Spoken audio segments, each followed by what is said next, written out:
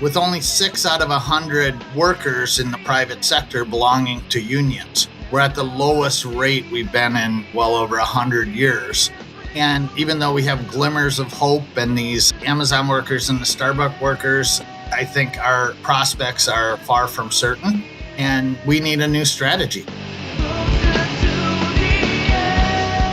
If you look back 100 years ago, or even less than that, a lot of the radicals and socialists in the labor movement didn't just plod along in their own little shop and try and be great organizers. They put demands on their national unions, and they had bold plans.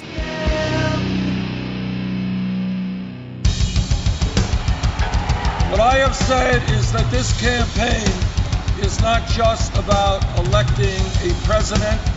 It is about making a political revolution. MMT. Taking money from our children and borrowing from China. People are dying. Is the program so critical it's worth borrowing money from China to pay for it? And if not, I'll get rid of it. Stop lying!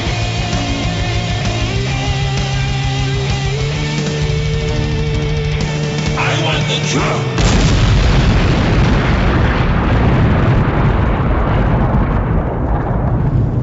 Now let's see if we can avoid the apocalypse altogether. Here's another episode of Macro and Cheese with your host, Steve Grumbine. And yes, this is Steve with Macro and Cheese. Today's guest is Joe Burns.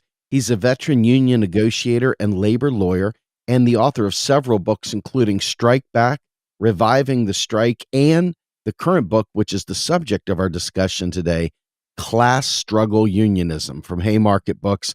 I'm very excited. This is our second interview with Joe, and Joe has worked very closely with Sarah Nelson and our friend Jeff Reisberg. We've got some really great stuff to talk about today. Joe, welcome to the show, sir. Hey, thanks for having me on, Steve. Absolutely. So this is a big week. This past week was Labor Notes and a huge union gathering. Tell us a little bit about that before we dive into the book.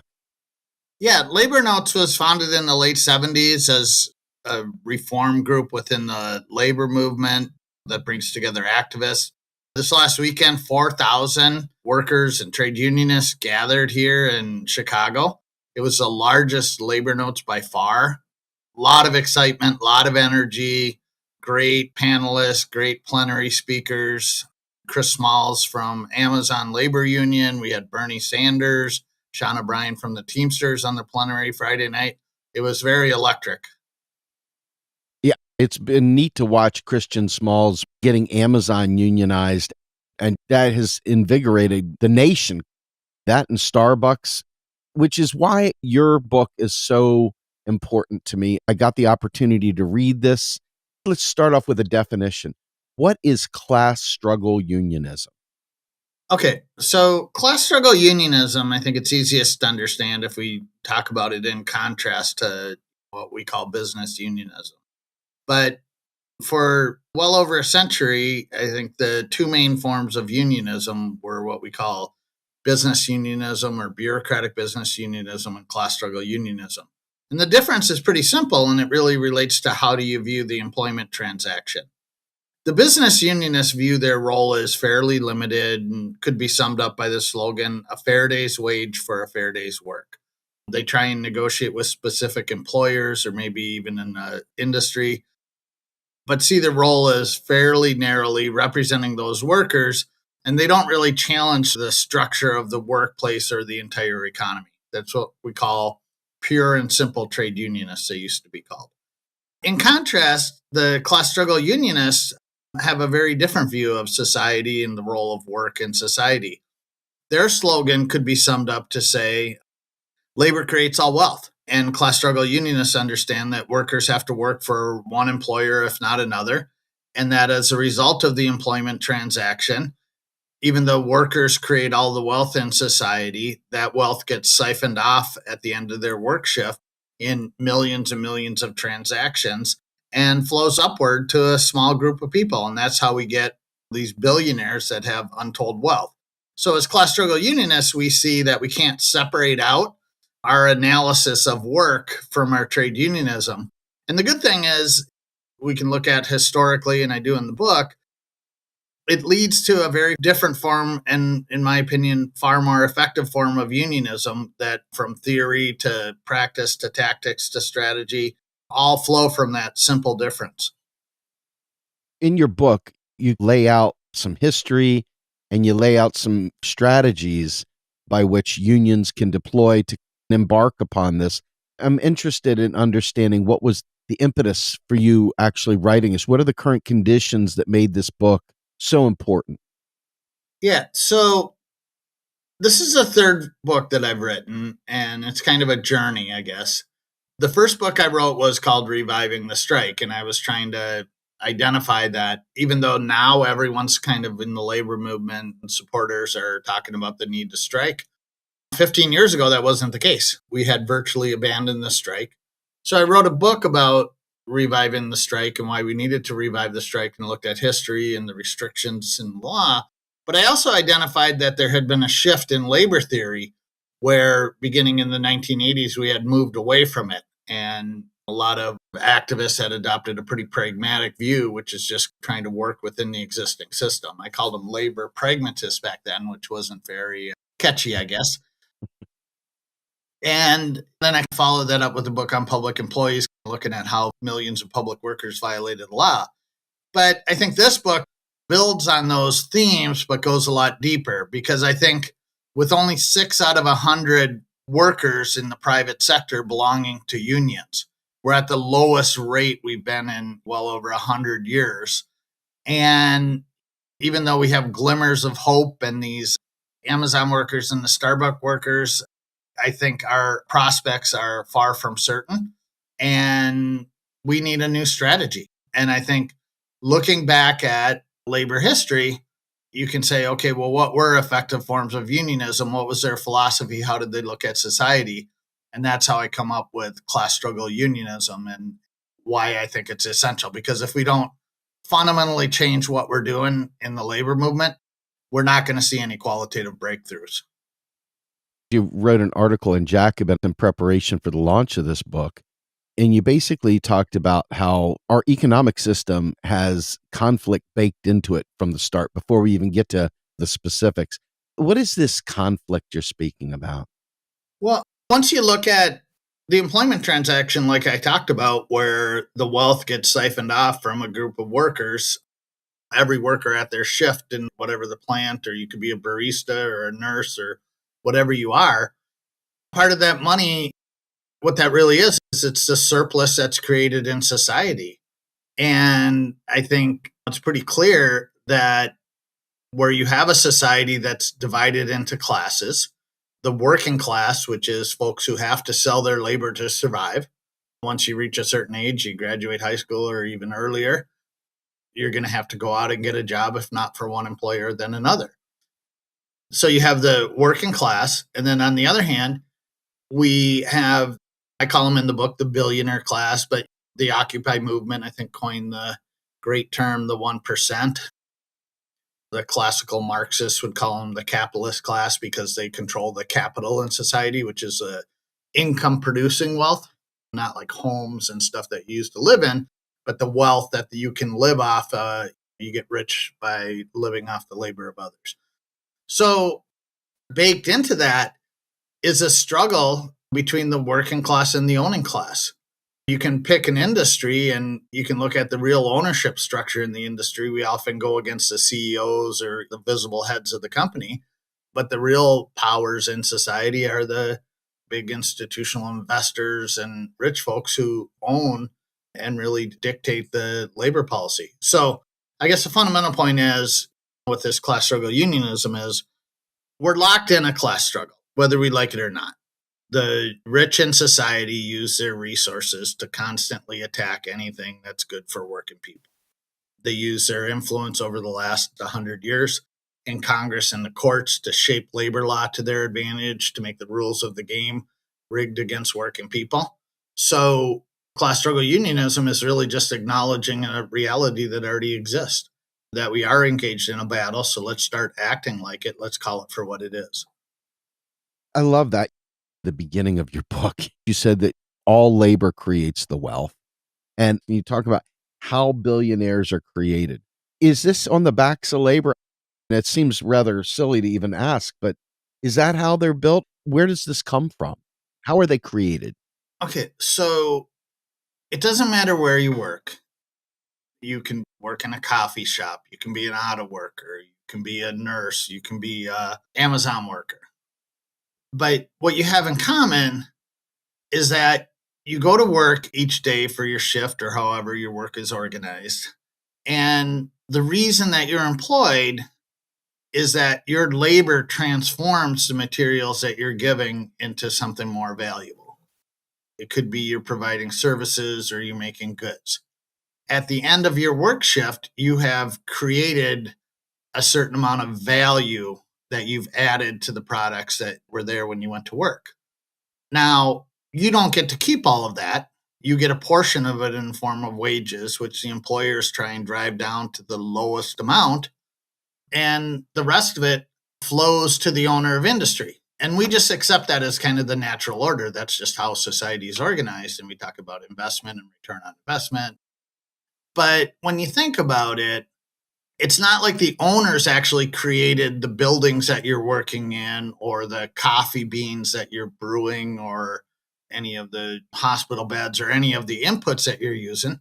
Those were created by other sets of workers similarly.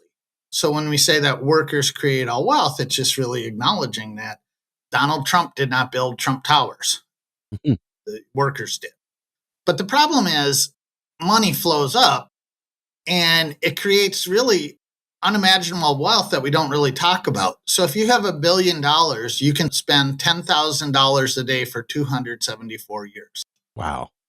And 3 years ago, and I think it's gone up since then, the average on the Forbes billionaire list, top 400, is 8.8 billion. So that means you could spend $10,000 a day for 1,600 years or so. Bezos or those guys, then that's probably 50,000 years or whatever. So you can play around with a lot of those statistics, but I think it's very clear that this isn't wealth that's rewarding people for work or some of them for inventing, which they didn't even invent these industries, they just assumed control of it. But it's really wealth of a different nature that really comes from having power in society. So I think that's the fundamental issue that we need to face as a labor movement. Because a lot of times the problem is, look at even when unions were strong, like in the 1940s through the 1970s. We had very strong unions, leveled out some of the inequality in society. And a lot of the business unionists said, okay, society's great. This is going to last forever. But what happened is, what is money? Money is power. Capital is a social relationship, right? So it's the ability to command others. So these people, if they get $1 billion, that's really $1 billion of power that they can use. And they can use to influence and corrupt the political system. We had Bernie Sanders here at Labor Notes talking about in his trademark discussion of the billionaires and the power that they have in funding both parties. So I think we can't, as a labor movement, ignore that, because all that happens is we go about negotiating our day-to-day life, but they get more and more power. So we have to have a form of unionism that identifies and addresses that. I remember our first conversation. One of the things you raised that I feel is very pertinent to this conversation is that there was this type, and you just mentioned it, these business unionists, basically, the liberal unionists that gets cozy with the managers and they get used to a certain lifestyle and it separates them from the fight of the regular people. And ultimately it subsumes that into a weird pragmatism that doesn't fundamentally change anything. This pragmatism strikes me, if I were to put that on a political spectrum, as the standard centrist Democrat that are placing party alliance above class interests. What exactly makes for a business unionist and ultimately this differentiation between this class struggle unionist? So in the book, I identify 3 separate trends, which I think you're referring to, which is the classic business unionists, the I call them labor liberals, and then the class struggle unionists. We've already talked a little bit about the business unionists, but just a little bit more is this is probably a lot of the labor movement historically. They're typified by the American Federation of Labor in the early 1900s, which often had allowed exclusionary unions that didn't allow African American workers into their ranks. They saw themselves as very narrowly representing skilled workers and refused to organize the millions of mass production workers coming into industries that were forming with industrialization. And they often had a very cozy relationship with management. As long as they got their contracts settled, they were often bureaucratic, looked down at the members as unreasonable, even though they're supposed to be representing them. And that's still a big chunk of the labor movement. And you can look today, an example would be, we've had examples where some of the Walmarts will want to open a store in Chicago or some other city, and there'll be a community coalition trying to raise the wages. And then the construction unions, as long as they get to use their labor to build the buildings, they don't really care about what happens after that. So that would be a very narrow view. Mm. The second form is one that I've identified and coined the term labor liberals, which is in the 1980s, we really had a tough time. The employers were using their power, and I think we talked about this before when I was on last time, to bust unions, to break pattern bargaining in industry after industry, to essentially de-unionize. They got us down to 6% of the private sector. So grouping within the labor movement, a lot of them were staffers or labor education people, came together and developed this new form of unionism, which had a lot of forms of progressivism. I think they'll take progressive issues on immigration and a little bit better on foreign policy and race and gender, way better than when we think of the business unionists. Think of George Meany, who used to be the head of the AFL-CIO, or Lane Kirkland in the 1980s, who were just these right-wing racist, just horrible trade union leaders. So the labor liberals were better in many ways, but I think, as I argue in my book, they were better, but they left out like the core elements of class struggle unionism. Many times they gave up on union democracy. They thought they knew everything because they were the smart middle class leaders of the labor movement.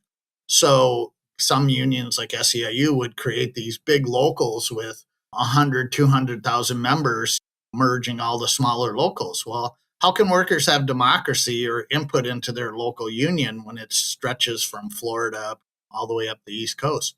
But they also gave up on a key factor, which is a lot of them, like, for example, you focus on the Fight for 15, which is great. We're trying to raise the minimum wage. But a core of class struggle unionism is, because the workplaces where billionaires are created, that's a very important site of struggle, because what happens in the workplace is the employers try and extract as much value as they can out of workers. And how do they do that? If they can get you to work longer, if they can double the workday or through overtime or longer shifts, if they can make the plant run on weekends, if they can intensify the pace of work through speed up, which they've done. All this surveillance that goes on in the workplace. Think about Amazon workers, auto workers, for example. How much downtime do you have on the assembly line? I think it's down to like 3 seconds or something like that. I know Kim Moody's talked about that in his books, as opposed to you'd have more free time in the shift, where you could catch your breath. So all of those are like key places for class struggle, I think. And I think the labor liberals have let that piece go. And I think finally, the labor liberals, when I talk about pragmatism, I think they see themselves as being smarter and fighting within this unjust system. So in many ways, they are like kind of the Democrats, it's politics of the possible. They can do one-day strikes rather than open-ended strikes or corporate campaigns or tactics like this, which on the one hand, yeah, they're good because they protect you a bit more, but they fall short of the transformative tactics that we need. And a lot of their strategies, I think, are tied into the liberal or left progressive wing of the Democratic Party. So rather than relying on workers, they use strikes to get attention so that they can pass legislation, which is really different than the traditional trade unionism. Absolutely. You brought up something that I wanted to tap into, and that is unions weren't always for everybody. In fact, many minorities have been treated rather shabbily. And so groups like ADOS in this country, they have a decidedly different view of immigrants. They see immigrants as taking their lunch because in this country, we typically see black and brown people bypassed repeatedly. New Deal politics are sometimes viewed skeptically as well because of that factor. And so class union struggle sounds very much like an inclusive approach to things, which is very necessary for a multitude of reasons. The climate crisis that we're experiencing is going to create a vast number of migrants and refugees as climate starts causing people to leave their homes and move to places that are more hospitable. And it's conceivable to see a wave of immigrants in not just the US, but around the world. And what could create more division than a scapegoat of immigrants as we try to build this class consciousness and this class struggle? And it seems like what you're talking about might address that. Can you speak a little bit about that? Yeah. So if you look back historically, we talked a bit about the conservative American Federation of Labor in the early 1900s under Samuel Gompers, who excluded African American workers and attacked immigrants. And in contrast to them, we have the industrial workers of the world, who we hear a lot of from the famous strikes that they helped lead. But they offered a very different vision about what unions should be, and that unions should represent all workers and be inclusive, and had a long, rich history of doing that, whether it was timber workers in the South. Likewise, in the 1930s, the militant trade unionists who were around the Communist Party, they combined this very progressive left view on race and fighting lynching and taking up defense of the Scottsboro boys who were framed for an alleged rape, but very much based on race. So they used that to build really strong ties with the Black community, and that was essential to the rise of industrial unionism. So it not only helped fight racism, but it also helped build unity within the working class that was key to organizing steel and other industries. And they made great inroads in the South too during that period and built a civil rights union. So those are very different views. And the AFL in the 1980s had horrible positions on discrimination. And now everyone in the labor movement likes to talk about diversity, but we need to remember that the AFL-CIO, the main labor federation, didn't clean its own house, and the unions didn't clean their own houses. They were really forced to by Title VII legislation. And there's a book out, Black Freedom Fighters in Steel, which goes through the generation of Black workers that really fought racism within their union. So because class struggle unionism sees all workers in a battle with not only the billionaires in this country, but a worldwide network of billionaires, they see all workers as involved in the same struggle. So I think that really fundamentally produces a different view that's really a lot broader and inclusive. One of the things that I really enjoyed about your book is I have been calling for a lot of things, and I'm not in a position to be in a union in the way that I would like to be. And there's not really a voters union per se. So those of us that are outside the union sphere look to unions to take the lead on some things, and they haven't really done that. And you've talked about reestablishing militancy.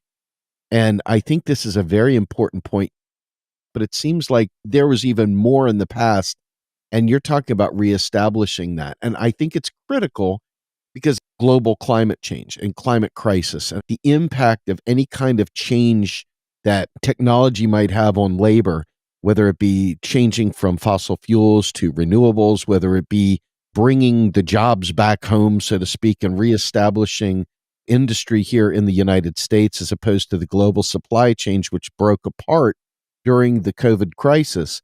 I think there's a lot going on right now that dramatically impacts labor. And if we're not in the moment setting the standard, it's going to be set for us. What are your thoughts on the combination of climate crisis, the impacts of technological changes, and something like a Green New Deal politics with this militancy, reestablishing that within the union base? I think overall, the system's not working for us. And I think the business unionism, by its nature, is very conservative. Folks like established procedures, the grievance procedure, arbitration, set negotiations, kind of a way of doing it. And they develop these bureaucracies to deal with it that way. But the problem is, as they say, capital is a relentless force, right? So the society and the economy is constantly changing. And employers, as I've noted, use their influence to change the rules of the game over the decades. And the stable bargaining that might have existed 40, 50 years ago is gone. Now we have the added pressure of changes in the economy, the auto workers. There's an inevitable shift towards electric vehicles. The question of, are those going to be union or not? What sort of jobs are they going to have, and so forth. So there's these big questions, and also, what is our role?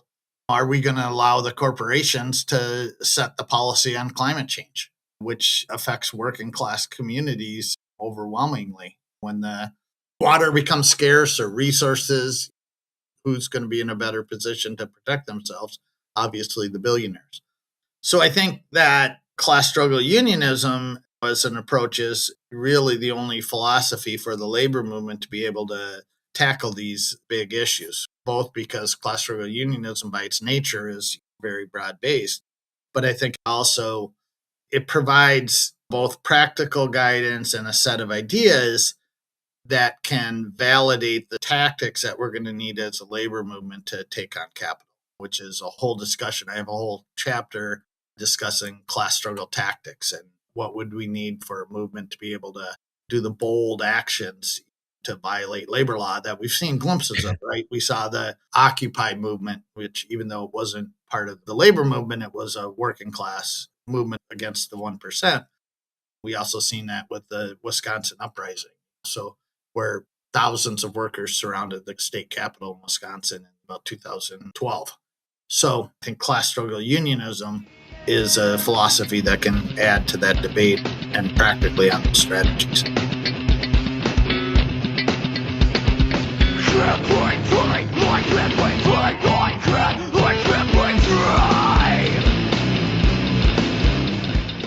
You are listening to Macro and Cheese, a podcast brought to you by Real Progressives, a nonprofit organization dedicated to teaching the masses about MMT, or modern monetary theory. Please help our efforts and become a monthly donor at PayPal or Patreon.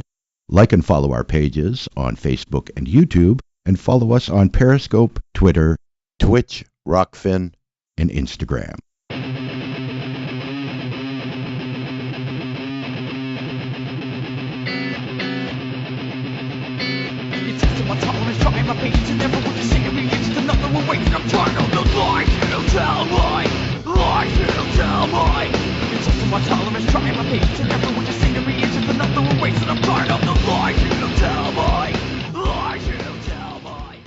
Before we jump into tactics, I'm going to jump to the conclusion of your book for a couple key quotes that I'm going to read because I think they're really powerful, but they're going to help set the stage for some of the coming conversation. You say, "I believe the labor movement is adrift. We have no plans, no prospects, and more importantly, have not really come to grips that we are lost. But it does not need to be that way. We need to free ourselves from the practical and ideological straitjacket that has been imposed upon us and our unionism. We're up against a ruthless and uncompromising enemy, one which believes that every sphere of human activity should enrich them as a class and views our unions as one of the few things that can prevent their domination. The billionaire class views our unions as the enemy, as key institutions of the working class. Like it or not, they are engaged in a class struggle against us." So when you put it like that, and that's the way I like to hear it spoken, this is a war, but we're compassless. A lot of us lack a political theory, a political analysis, a class consciousness. And with this approach, you're trying to provide a framework from which to view things. And the key takeaway from this leaves the walls of one shop and encompasses many shops. Like, for example, during Bernie Sanders' run, Nevada Culinary Group decided that they didn't like the idea of everyone having Medicare for all because they had worked so hard for their health care that they would rather keep it themselves and not let everybody else have it, which did not put unionism in a good light for many progressives. And what you're telling me is that there's an opportunity for us to align common interests that are going to impact labor that by extension will impact all of society. Talk about that. Yeah. So I think this last weekend's a good example. We can call it the Tale of Two Cities. Last week, the AFL-CIO met in Philadelphia and really dominated by the heads of the international unions. They had their convention and passed resolutions and so forth. And my reading of it is they really, which they've done for decades, failed to take into account the fundamental crisis that we face. They came up with the great idea that they were going to organize 100,000 workers per year, which I think if you do the math and you look at the growth of the labor market, it would mean that the percent of workers we represent would actually go down because their bold, ambitious plans, which is in quotes, don't even match up with the growth of the labor movement, nor the loss of union jobs that you would have to just organize just to be on a treadmill and keep even. But then at Labor Notes, we have thousands of unionists and just a lot of young people, a lot of energy. It was really exciting. I was pleased because we got a very good reception to the Class Struggle Unionism and the book and the discussions. I think I had a lot of young people coming up and say, wow, this is really helpful in opening my eyes in terms of how unionism can work. So I think that on the level of big strategy, we can't just plod along.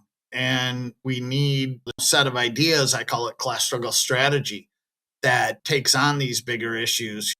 One of the things I've talked about with folks is if you look back 100 years ago or even less than that, a lot of the radicals and socialists in the labor movement, they didn't just plod along in their own little shop and try and be great organizers.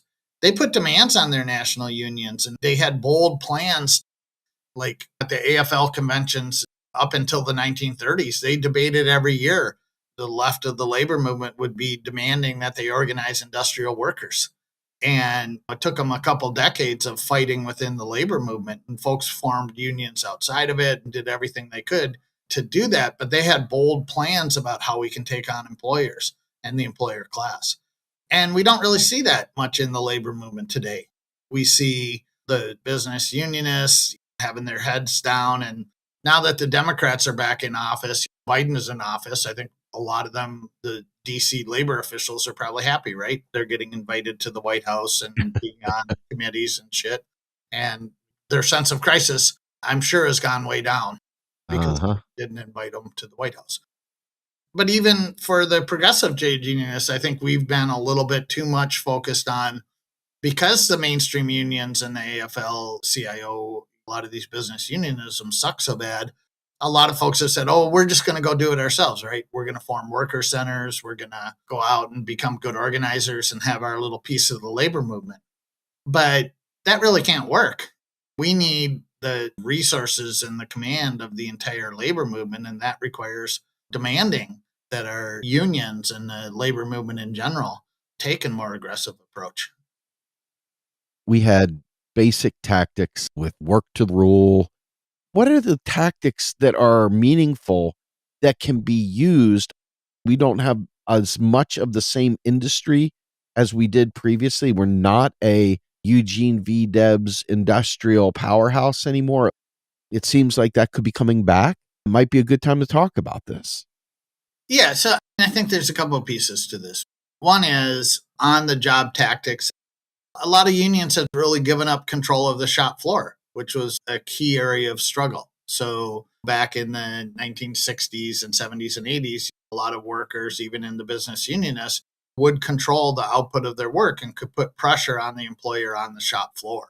what happened is there was a deal with the devil. You take an industry like auto, where the UAW in the late 1970s went for these programs like Team Concept, which they partnered with the employer in the name of addressing competition. But what they did is they ended up just speeding up the work and giving up control over production standards and control of the workers.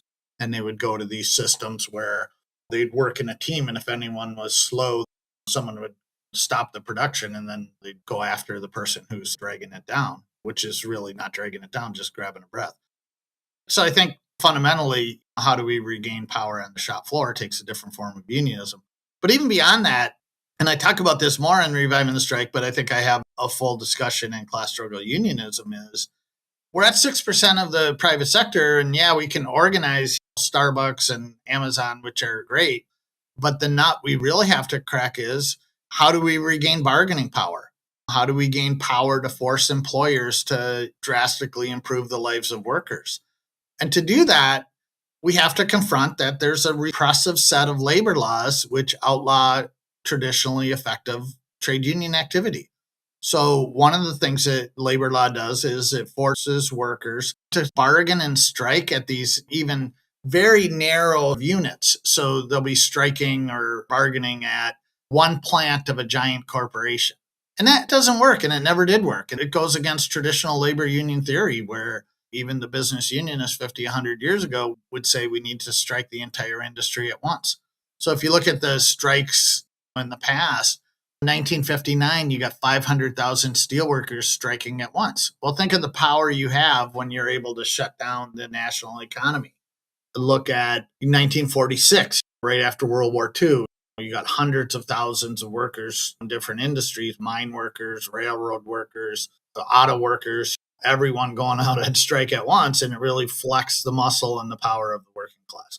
So regaining those tools of solidarity isn't going to be easy because Congress isn't going to amend the law. The courts aren't going to let us do it. We're going to have to do it the old-fashioned way in all likelihood, which is violating law and defying injunctions.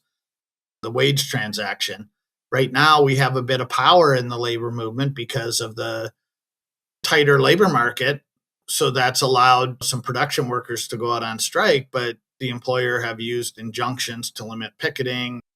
And this is really a temporary feature, right? You're the monetary guy, so you know that they're trying to drive us into a recession. Absolutely. So that workers lose their bargaining power.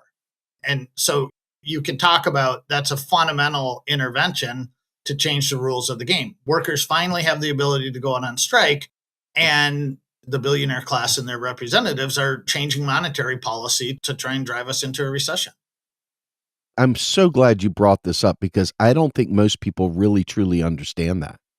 They think that the market is just sort of this thing that happens. They don't realize how integral the government is in establishing markets, much less enabling them, and the laws that control all the facets, whether it be from what's allowed in labor to how much money is in the system, where the spending starts and flows. And they have no idea. It's almost too abstract for the average person to get to. But you bring up something, and I'm going to read once again directly from your book. And this is in the Class Struggle Tactics. You said, effective unionism strikes at the core of capitalist society, whereas the predominant set of ideas in society are based on individual profit. Unionism is based on the collective good. That's why these class struggle ideas are so important on a very practical level. It would be a mistake to underestimate what we are up against. Once we move past symbolic civil disobedience and move into labor militancy, we rapidly come into sharp conflict with the existing order in a number of ways. By blockading and taking over workplaces, we are directly challenging the property rights of employers. By disobeying injunctions, we are defying the judiciary and setting our movement up as a parallel force in society. But as citizens, this is why labor is so important. By blocking scabs from entering workplaces or defending ourselves against police attacks, we are engaged in actions that will be deemed violent. By interjecting ourselves into the employment relationship, We are directly challenging the process of capital accumulation. By rooting our struggle in a fight for control of the workplace, we struggle against exploitation at its source and challenge the basic structure of employment. And by utilizing industry-wide or general strikes, we engage in overt class-wide struggle that breaks free of the notion we live in a classless society. All these actions are deeply destabilizing to the system. Corporations and the government will attempt to either crush or co-opt such actions. Combating those employer strategies requires the class struggle idea discussed in the previous chapters. Powerful stuff, Joe. Talk about that. Yeah, thanks. So I think some of the best writing that I've seen on some of this stuff was by what's in the news now, critical race studies, was at least a few months ago with the right-wing attack. But the labor professors in the 1980s and beyond who developed a really critical analysis of labor law and the ideas underlying it. And what I learned from them is there's a rich history of James Pope and Tomlins where they analyze the philosophy underlying the judiciary, who really play a key role in establishing labor policy in this country. A lot of it is what the AFL used to call judge-made law. But it's very much based on these set of ideas. And to take one example, you think of the liberal Supreme Court justices of the 1960s, and I think they were okay with and somewhat protective of workers' ability within a plant against their individual employers. But when you go beyond that and you start seeing workers operating as a class, which is what you get when you have strikes that are industry-wide or general strikes, that's really destabilizing to these folks who claim to support workers, because workers are acting as a class and really calling into question the entire system. And I think that's a fundamental difference that the mainstream Democrats and policymakers and class struggle unionists have. I think a lot of the traditional labor union theory would see that the government's somewhat misguided, maybe they've been captured by conservative forces, but generally is or should be a protector of workers' rights. And a lot of their policies are, let's get the government more involved in labor relations. Some of the folks are calling for mandatory arbitration of first contracts and these government sectoral bargaining and so forth. But us class struggle unionists are traditionally very skeptical of that, because we see that the role of the government and the courts, their primary role in society is to facilitate this system of exploitation of workers. Like you say, there's no free market. The government's very much involved in the policy, and our unionism, for that reason, have to be really skeptical of the role that to take. But also, I think we have to have our own counter set of ideas. What do we believe in? Yes. I think the Occupy movement had that. Our streets, these are public squares. Those are transformative ideas that run counter to the set of ideas that are in place and drummed by the media and the courts and the politicians. The concept of private property, you specify that in your book as well with Occupy. This is fundamentally saying you've given everything over to the money class. We have public space. This is ours. This is our labor, our rights. And I think bringing that back is very vital. But one of the things that you also said that is important to drive home is that as Biden took office, we're going to pull Biden to the left. And a couple things have happened. He hasn't been that. And this might be the most painful thing. He also provided a false sense of comfort to a great many comfortable people who have since checked out or feel very happy with things as they are and have turned a blind eye to the real problems that are going on. And this has always been my chief complaint about allowing a person, in my opinion, that is a friend only in name, that doesn't really provide any support in your key struggles. And now you're left supporting and defending a guy that's leaving you hanging once again. How do we take the union class struggle and present that to a political class struggle as well? Because the two, as you've mentioned, they really are hand in hand. The laws are going to directly impact labor. we're going to end up getting what we always got, and that is nothing. What are your thoughts on that? Yeah. So when I was in law school, I went to NYU, which is an elite law school, liberal, like to talk about theory in law school. It seems like that's all they did because they're training people to become the policy makers. But it was funny because when we were in the first year 1L law school, we would have a class of property law. But when it came to be like, how did private property come to exist in this country, which was land of Native Americans, and how did it get developed? The whole class developed into like this mysticism because it really, the early cases didn't make any sense, right? How do you take what belongs to everybody and then all of a sudden it belongs to a few, and by what right? So I think those are fundamental questions that some of the younger law students were destabilized by this because it didn't make sense. But to go on to the politics question, I focus mostly on the trade union straight up stuff, but I think a lot of class struggle unionists, and I do talk about it in the book, point out that one of the problems that the labor movement has is this symbiotic relationship with the Democratic Party. And that has been going on for decades and decades, from the 1930s and beyond.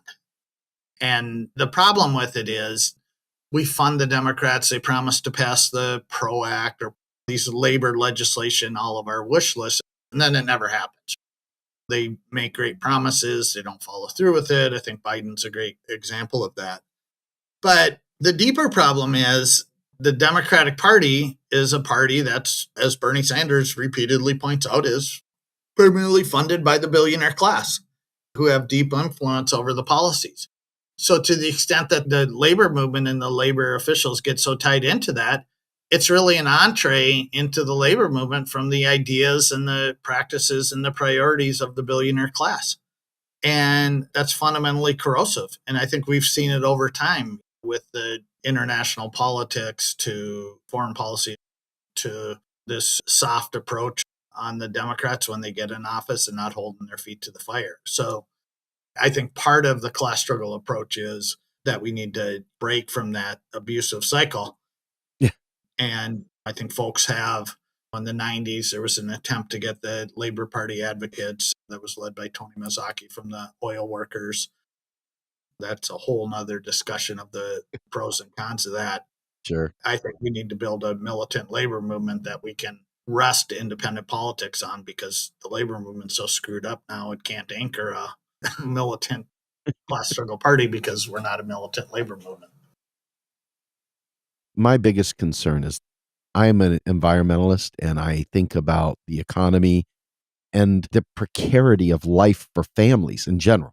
This all stems back to my interest in class struggle, and we don't have time. We've got 8 years by the IPCC report and no meaningful way to organize as people. We've been baked into this Democrat versus Republican constantly. That's the beginning and the ending of our understanding of politics largely. And so these issues that you're raising, they're just not hearing it because they've lost hope, because this fecklessness of this neoliberal, non-responsive Democratic Party. With that in mind, if we go back to sleep when we've got a Democrat in office, are we stronger in power or are we stronger out of power? Are we more militant when we're out of power? Are we willing to make bold things happen? Or do we need to be in power so we can go back to sleep? The union stuff is the single most important thing. But to your point, if we keep this soft, cushy relationship where the Democrats don't fear us any more than the bosses in these industries fear us, we have nothing. They don't have to listen to us, do they? If there's not a credible threat to their power, why in the world would they concede anything? Yeah, great analysis there, Steve. The labor movement can play and is a special social movement in society because we deal with where the billionaires come from, and their source of their power in society is from the value that's created by workers. I think the labor movement's always played a special role, and that's why we're especially feared and hated by the billionaires. So I think that, in my mind, we need to develop a militant labor movement that will be the key to addressing these issues. And part of that is going to be having a position of strength so we can break free from this dependency or codependency or whatever we want to call it on the Democratic Party, which is not helping us and is not going to help us. I think you're right. There's a chunk of the labor movement who get very comfortable when the Democrats are in office. Their crisis is over now that Trump's out of office, but the crisis is still there. The conditions are still there. The underlying conditions of workers haven't fundamentally changed. So I think that's another example about why we need a fundamentally different labor movement based on, in my opinion, class struggle principles. Well, Joe, this has been an amazing conversation for me. I really appreciate you sandwiching this in between all your labor notes stuff and your flight back. So with that, let me give you an opportunity to close us out. Tell us where we can find your stuff, and also if there's any parting words you have for the audience to help them better understand why this is so important. Yeah. So, Steve, thanks a lot for having me on. I actually really enjoy the conversations I've had on here, this one and the previous one. The book's available. Haymarket Books has it. One of the interesting things is a lot of young people in DSA, Democratic Socialist America, and young trade unionists are doing study groups with it. So they're taking it out with their coworkers and going through chapter by chapter and discussing them, which I think is really cool.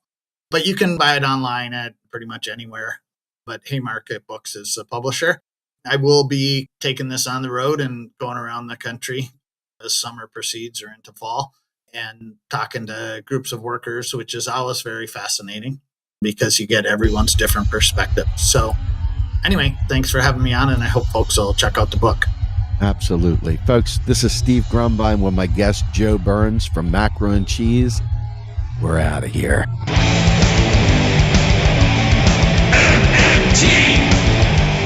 Macro and Cheese is produced by Andy Kennedy. Descriptive writing by Virginia Cox and promotional artwork by Andy Kennedy. Macro and Cheese is publicly funded by our Real Progressive Patreon account. If you would like to donate to Macro and Cheese, please visit patreon.com/realprogressives. I want the truth.